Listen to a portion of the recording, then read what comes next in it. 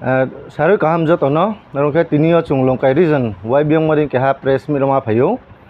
ching bo press meet ke amya khilai thangnai 29 tarik go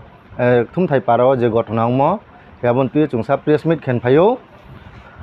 press meet ke bose chini jampui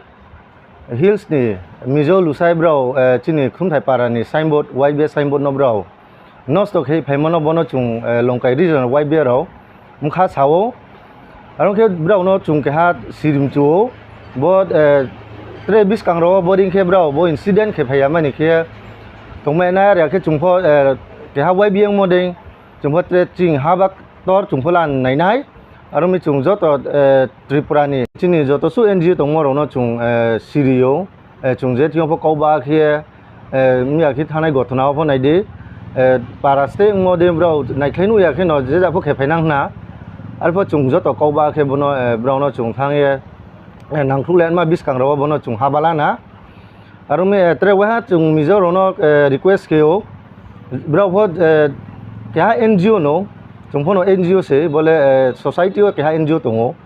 bo to pal NGO brow pho NGO chung pho NGO ro me ching NGO sai bono ho brow no sta khen nai tho